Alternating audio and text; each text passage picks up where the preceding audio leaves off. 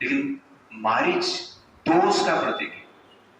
और मारीच को भगवान ने क्या किया? मारे नहीं, मानव अस्त्र के द्वारा 100 योजन तक फेंक दी। मानव अस्त्र के द्वारा 100 योजन तक फेंक दी, दूर चला गया। तो उसको थोड़ा दूर कर दिए। कैसे कर दिए? मानव अस्त्र, उस अस्त्र का नाम है मानव अस्त्र। ठीक उसी प्रकार मानवता से हमारा हृदय में जो दोष है उसको हम दूर कर सकते हैं, मार नहीं सकते। कितना दिन तक, कितना काल तक हम दूर रख सकते हैं उसको, लेकिन मार नहीं सकते। लेकिन दूर रखने के लिए क्या चाहिए हमें? मानवता चाहिए, मानव का क्वालिटी चाहिए। तो ह्यूमन क्वालिटी के द्वारा जो दोष है हमारा हृदय में उसको हम दूर रख सकते हैं, दोष को मार नहीं सकते हैं। राम जी ने मारिच को दूर भेज दिया, लेकिन दोष रहेगा तो प्रॉब्लम करेगा ना। तो मारिच आगे जाके प्रॉब्लम किया, स्वर्ण हिरण के रूप में आया और सीता जी के पास आके घूमने लगा। सीता जी मोहित हो गए और राम जी को मारने के लिए, पकड़ने के लिए बोले। तो फिर से मारीच ने राम जी को दूर भगाया। तो पहले राम जी ने मारीच को दूर भगाया था 100 योजन, और यहां पर मारीच क्या कर रहे हैं? राम जी को दूर भगाते हैं। बदला लेना है ना, ओके ना, दूर भगाते हैं। कहां से? सीता जी से दूर भगाते हैं। तो कहने का अर्थ है दोष को आप मारेंगे नहीं तो क्या करेगा? प्रॉब्लम क्रिएट करेगा, समस्या क्रिएट करेगा। दोष भगवान से दूर कर देगा और उसके साथ साथ दोष मानवता से भी दूर कर लेगा। दोनों कार्य करता है। और ये संसार में जो दोष है ना, प्रकट कैसे होता है? मारीच जैसे। मारीच शब्द का अर्थ है जो दिखता है लेकिन होता नहीं, भ्रम है। ओके ना, जैसे डेजर्ट मरीचिका बोलते हैं ना, तो मिराज, मारिच का अर्थ है मिराज। तो दिखता है, डेजर्ट में आप देखेंगे तो धूप के कारण, धूप जब बालू के ऊपर गिरता है डेजर्ट में, ऐसा लगता है कि पानी है करके कुछ दूर में, और हिरण उधर रहेगा तो पानी सोचकर भागता रहता है, लेकिन जब पास में पहुंचता है पता चलता है कि पानी है ही नहीं। इसको कहते हैं मिराज। तो मिराज के पीछे भागते भागते हिरण मर जाता है। इसलिए वही मारीच अभी हिरण के रूप में आया सीता जी के सामने। लेकिन ये मिराज, ये भ्रम, ये इल्यूजन कैसे दिखता है? मजा दिखता है, आनंददायक दिखता है। तो दोष जो है आनंददायक दिखता है। दोष इससे एडवर्टाइज करता है जिसमें कि आपको मजा आएगा, ऐसा दिखावा करता है, बट इन रियलिटी क्या है? वो मृत्यु का कारण है, भय का कारण है, दुख का कारण है, जो कि मारीच ने किया है। मारीच का एपिसोड में वो डिटेल्स हम देखेंगे। बट ये दोष जो है सबके पास है। तो सबसे कॉमन दोष क्या है सबके हृदय में? 6 दोष है। क्या क्या है? Lust, anger, greed, pride, illusion, envy. ये 6 दोष है, सड़ो दोष कहते हैं उसको। तो लस्ट एक दोष है, और ये दोष से फ्रेग्रेंस निकलता है, वासना निकलता है। फ्रेग्रेंस, इसलिए वासना कहते हैं। तो वासना जो मन में आता है दोष से आता है। तो काम की जो वासना आता है काम से निकलता है। जैसे कोई गंदगी रहता है उसमें बांस मारता है, बोलता है बांस मार रहा है, बोलते हैं ना, शरीर से बांस मार रहा है, थोड़ा सेंट मार दे ना, इस प्रकार बोलते हैं ना। तो जो बांस है वो बांस शब्द से ही वासना है। तो लस्ट रहेगा दोष, हमारा हृदय के भीतर काम रहेगा दोष। ये दोष रूपी काम रहेगा तो वासना क्या है उसका? स्त्रियों के प्रति अट्रैक्शन, सेक्स करने की इच्छा, मैस्टरबेशन करने की इच्छा, लड़की के पीछे भागने की इच्छा, अफेयर करने की इच्छा, बाद में मार पड़े। तो वासना आता है ये दोष के कारण। You understand the point? इसका उदाहरण रामायण में कौन है? रावण। ये दोष के कारण रावण ने उसका वंश को नष्ट कर दिया। एक दोष उसका वंश का विनाश कर दिया। साधारण दोष नहीं। रावण भी वेद शास्त्र पढ़ा था। आप लोग को एक श्लोक याद नहीं, रावण को लाखों लाख श्लोक याद है। You understand? लेकिन काम को कंट्रोल नहीं कर पाया। दोष, अरे दोष क्या करता है? सबको मार देता है। इसलिए दोष से दूर होने के लिए भगवान से प्रार्थना करना चाहिए, क्योंकि दोष कभी मिटेगा? मानवता से नहीं मिटेगा। मानवता से दूर हो सकता है, लेकिन दोष मानवता के साथ जब भगवान का भक्ति मिलता है तब जाके हम दोष को मार सकते हैं। Otherwise it is not possible. Therefore, negativity of mind can be destroyed by humanity and divinity. By the power of humanity and divinity. मानवता का शक्ति और आध्यात्मिकता की शक्ति, ये दोनों से जनरली हम दोष को मार सकते हैं। इसलिए भगवान को प्रार्थना करना आवश्यक है। मानवता है, आप प्रैक्टिस कर सकते हैं, थोड़ा बहुत तो करना चाहिए, लेकिन उसके साथ साथ भगवान की कृपा भी चाहिए। इधर उधर का प्रार्थना नहीं करना है। एक बार एक लड़का था, वो भगवान के पास गया, बोला भगवान मेरा इच्छा पूर्ति कर दीजिए। भगवान ने प्रकट हो गए। भगवान प्रकट हुए, बोले क्या तेरा इच्छा है?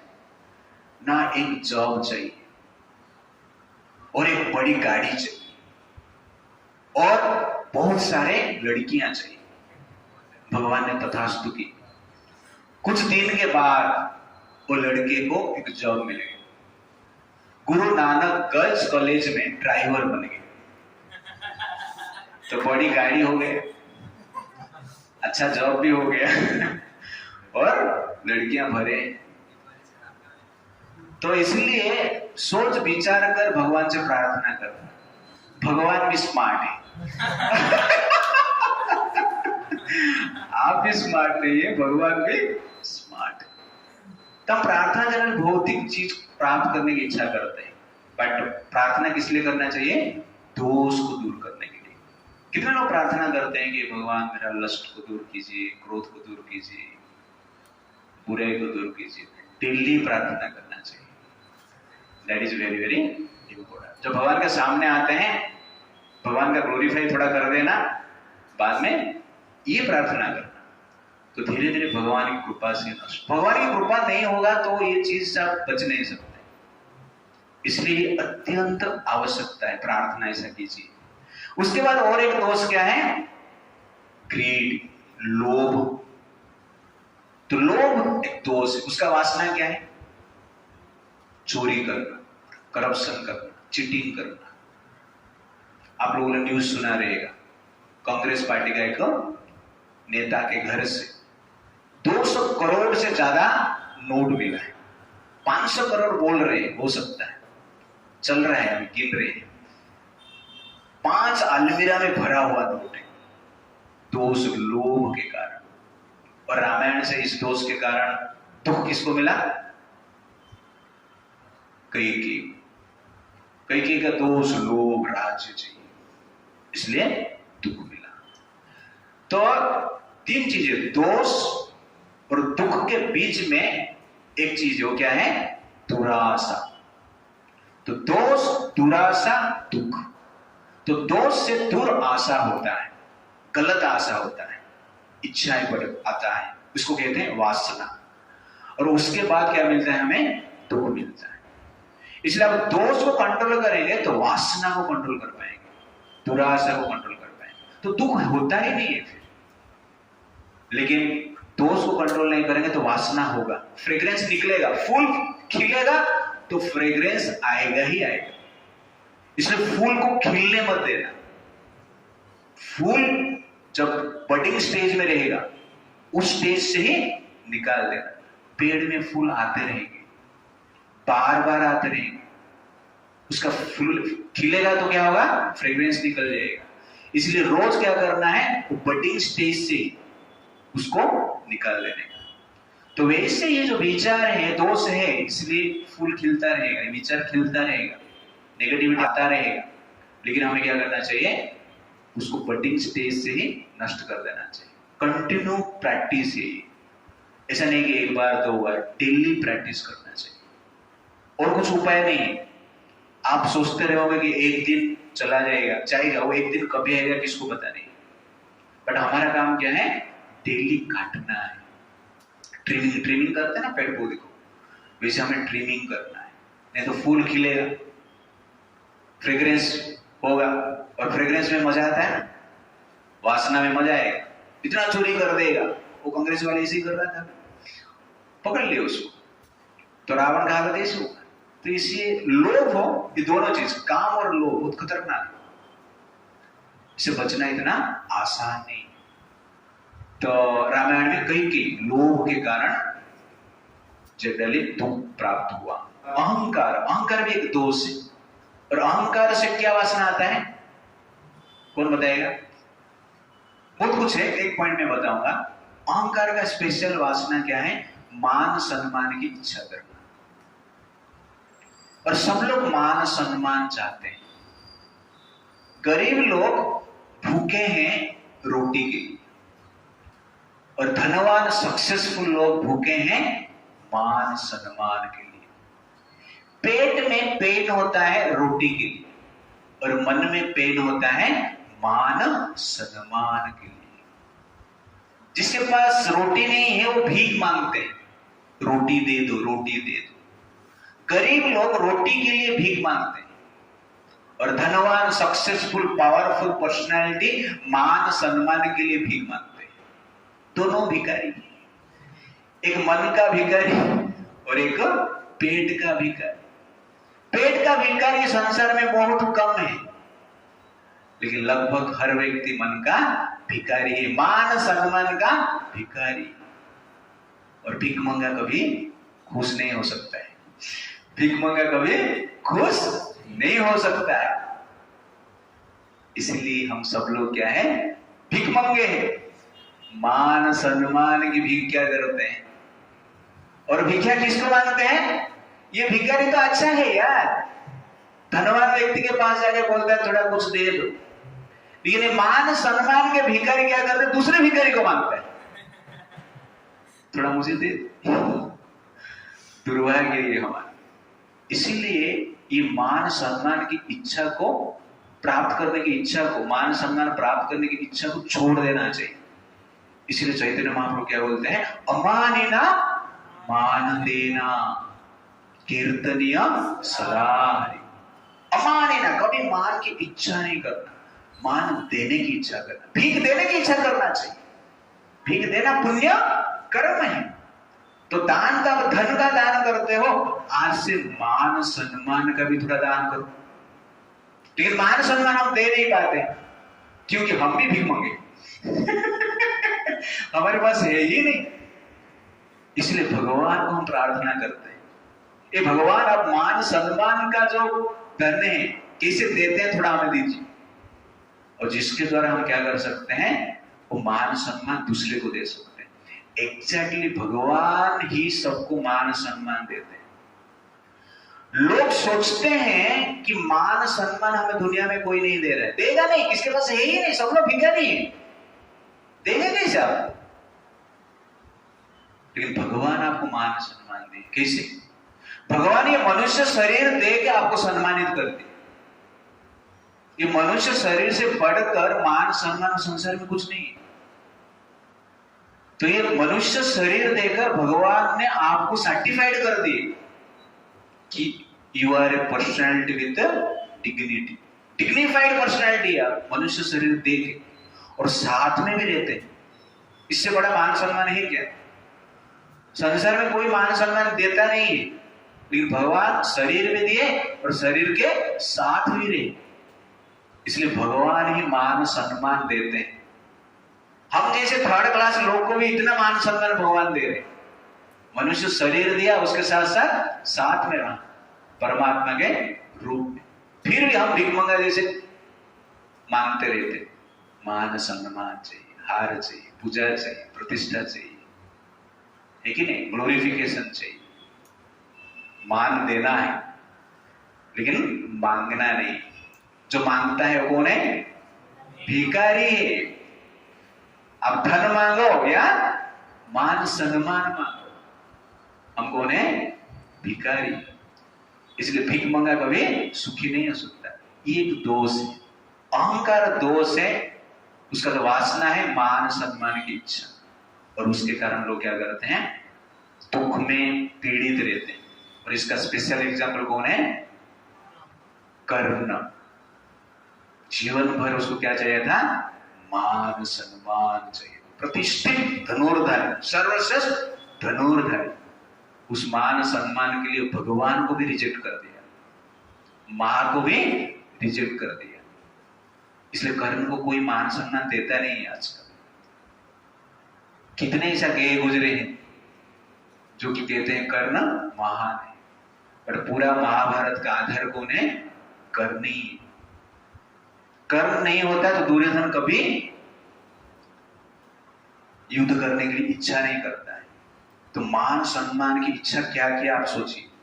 ये मान सम्मान की इच्छा एक प्रकार की महाभारत निर्माण कर दिया, करोड़ों लोग को मार दिया। ये मान सम्मान की इच्छा है। तो मान सम्मान मार देता है, ये अहंकार मार देता है। इसलिए दोष को हमें क्या करना चाहिए? मारना चाहिए। एनवी एक दोष है, ईर्ष्या का दोष है। और इस ईर्ष्या से जो दुराशा होता है क्या है? कि मेरे सामने मेरे से बढ़कर कोई दिखना नहीं चाहिए, ठीक है नहीं? मुझे ही पावर चाहिए, पोजीशन चाहिए, राज्य चाहिए। That is exactly Dhritarashtra.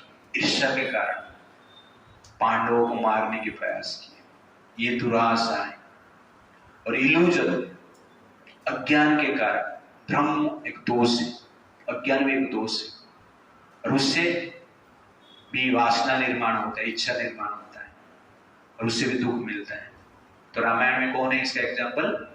Sita Devi, ठीक है ना? भ्रमित हो गए मारीच को देखकर, दोष है और इच्छा की प्राप्त करने के लिए। इसलिए दोष प्लेजरेबल दिखता है, आनंददायक दिखता है, जिसे सीता जी को मारीच दिख रहा है। इसलिए दोष को हमें क्या करना चाहिए? मारना चाहिए। लेकिन मानवता से दोष को हम दूर रख सकते हैं। बट जो भगवान के साथ मिलता है, भगवान की कृपा जो प्राप्त होता है, तब हम क्या कर सकते हैं? ये दोष को भी मार सकते हैं। और जीवन किस लिए मिला है? ये दोष को मारने के लिए। मनुष्य जीवन किस लिए मिला है? इस सड़ल दोष को मारने के लिए मिला है। आज का टॉपिक का नाम क्या है? Perfection of life. तो what is perfection of life?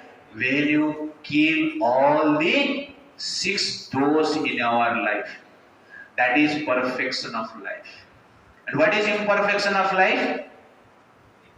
When you fail to kill these dosas in our life, negativities in our life, that is imperfection of life. इसलिए रामायण हमें क्या सिखाता है? दोष को कैसे कंट्रोल करेंगे और नष्ट करेंगे और जीवन को परफेक्ट करेंगे। Therefore, ओके, इस श्लोक को थोड़ा पढ़ते हैं हम लोग। मुक्तिम इच्छसि चेताता विषयान विषवत त्यज्य क्षमा अर्जवं दया संतोषा पीयूषवत पिबा। तो दोष से मुक्त होना चाहिए, दोष से आपको मुक्त होना है। तो क्या करना है? मुक्तिम इच्छसि चेतात। अष्टवक्र ऋषि कहते हैं, जनक महाराज, मुक्तिम इच्छसि चेतात, ये तात है। मुक्ति आपको चाहिए, दोष से आपको मुक्ति चाहिए, संसार से आपको मुक्ति चाहिए। विषयान विषवत तेज्य, जो विषयान, जो भोग्य वस्तु है, भोग करने की इच्छा है, विषवत तेज्य, विष समझकर उसको त्याग करो। वो विषय, इसलिए उसका नाम क्या है? विषय। मुझे विषय में मजा आता है, विष में मजा आता है, ओके ना? बट विषय, स्मोकिंग करते हैं ना लोग, स्मोकिंग करने में मजा आता है। बी कूल, और आग पीता है, बी कूल बोलते रहते, लेकिन बाद में क्या है, किडनी खराब, लिवर खराब, हार्ट खराब, लंग्स खराब, सब खराब हो जाता है, क्योंकि विष से। वैसे विषयान जो है विष जैसे, विषवत तेज, इसलिए इसको त्याग करना चाहिए, दोष को त्याग करना चाहिए। दोष को ही हम विषय मानते हैं। और क्या प्रैक्टिस करना है? क्षमा, फॉरगिवनेस प्रैक्टिस करना, अर्जवम, सरलता जीवन जीना है, दया, काइंडनेस को प्रैक्टिस करना, संतोष, सैटिस्फाइड रहना, पीयूष मत पियो, पीयूष मतलब क्या है? अमृत, नेक्टर जैसे इस सबको फॉलो करना चाहिए। तो इस प्रकार हम फॉलो करते हैं तो जीवन में जो तनाव है बच पाएंगे, क्योंकि तनाव कहां से आता है? दोष से आता है। दोष से दुराशा निर्माण होता है, दुराशा से दुख निर्माण होता है। दोष को ही मार दो ना, दोष को ही कंट्रोल करो ना, तो दुराशा नहीं होगा, और दुराशा नहीं है तो दुख किधर है? इसीलिए इस एपिसोड हमें बताता है कि मारीच स्वभाव जैसे जो राक्षस है हमारा हृदय में, जो कि प्लेजरेबल दिखते हैं बट मिजरेबल है, they appear like pleasurable object but in reality they are source of misery, miserable object। तो ये समझकर हमें दोष से दूर रहना चाहिए। Destruction of negativity is possible with the help of humanity and divinity। Dosha is the root cause of dukkha, therefore kill the dosha and attain the sukha। Perfection of life is possible when one is free from the imperfections, that is dosha।